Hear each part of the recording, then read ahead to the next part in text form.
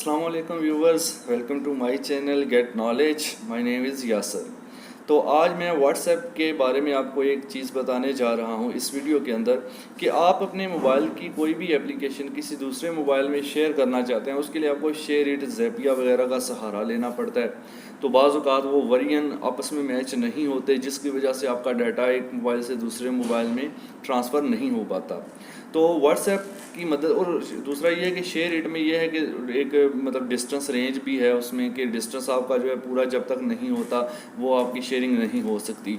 लेकिन व्हाट्सएप पर तो आप इंटरनेशनल यानी पाकिस्तान से बाहर, इंडिया, फ्रांस वगैरह कहीं भी आप जो है वो एप्लीकेशन को सेंड कर सकते हैं। तो आपने सबसे पहले जो है वो प्ले स्टोर में जाना है, और प्ले स्टोर में जाने के बाद आपने ऐप शेयर, एक एप्लीकेशन है ऐप शेयर, उसको आपने सर्च करना है। उस एप्लीकेशन को सर्च करने के बाद ये आप स्क्रीन पर भी देख सकते हैं। जो है करने के बाद आपने इसको जस्ट मैं ओपन करता हूँ, ओपन कर लिया। ये इसका आपको इंटरफेस में सबसे पहले देखिए जितनी भी एप्लीकेशंस थी वो सारी की सारी इस लिस्ट में आपको नज़र आ रही हैं। आप जिस एप्लीकेशन आपको सेंड करना चाहते हैं उसको क्लिक करें। क्लिक करेंगे तो आगे कुछ ऑप्शन आएंगे शेयर के, आप उसमें से व्हाट्सएप को सिलेक्ट करें, और व्हाट्सएप को जैसे ही सिलेक्ट करेंगे तमाम कॉन्टैक्ट लिस्ट आ जाएगी। उसमें से जिसको भेजना है उसको सिलेक्ट करें और सेंड कर दें इस तरीके से।